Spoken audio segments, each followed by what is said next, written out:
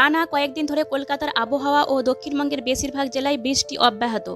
রবিবারও সারাদিন ঝরেছে মাঝারি থেকে ভারী বৃষ্টি। আলিপুর আবহাওয়া দপ্তরের আবহাওয়াবিদ অন্বেষা ভট্টাচার্যের মতে, উত্তর পূর্ব মধ্যপ্রদেশ ও ছত্তিশগড়ে তৈরি হওয়া নিম্নচাপ এবং মৌসুমী অক্ষরেখা পুরুলিয়া হয়ে বিস্তৃত থাকার কারণেই এই প্রবল বর্ষণ হচ্ছে। আগামী 48 ঘন্টার মধ্যেই আবার নতুন নিম্নচাপ তৈরি হওয়ার সম্ভাবনা রয়েছে। ফলে দক্ষিণবঙ্গের বেশ কয়েকটি জেলায় আবারও বৃষ্টিপাতের পূর্বাভাস জারি করা হয়েছে। সোমবার থেকেই বৃষ্টি কিছুটা কমতে পারে, তবে 29 আগস্ট থেকে ফের সক্রিয় হতে পারে মৌসুমী বায়ু।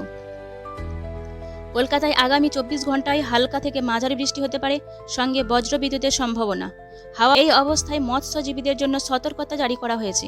পশ্চিমবঙ্গ ও উড়িষ্যার উপকূলে সমুদ্রে যেতে নিষেধ করা হয়েছে। উত্তরবঙ্গের আবহাওয়া কিছুটা ভিন্ন থাকবে।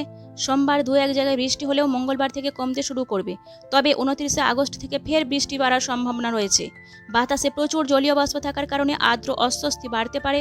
যদি বৃষ্টি না হয় তবে অস্বস্তি চরমে পৌঁছবে। এদিকে দিনভর মেঘলা আকাশ ও টানা বৃষ্টির কারণে তাপমাত্রা স্বাভাবিকের চেয়ে অনেকটাই কম থাকবে। বিশেষজ্ঞদের মতে, এই মুহূর্তে কলকাতার উপর দিয়ে মৌসুমী অক্ষরেখা বিস্তৃত হওয়ার টানা বৃষ্টি হচ্ছে। ফলে মানুষজনকে এখনই ছাতা ও রেইনকোট নিয়ে রাস্তায় বেরোতে হবে। মঙ্গলবার থেকে পরিস্থিতির কিছুটা উন্নতি হলেও মাসের শেষে ফের প্রবল বর্ষণ আসতে পারে। সারসংক্ষেপে বলা যায়, টানা বৃষ্টিতে এখনও রোদ ওঠার সম্ভাবনা নেই। সোমবার থেকে বৃষ্টি সামান্য কমলেও 29 আগস্ট থেকে ফের ভিজতে চলেছে গোটা বাংলা। তাই আবহাওয়ার খামখেয়ালি মেজাজের জন্য তৈরি থাকতেই হবে। ধন্যবাদ।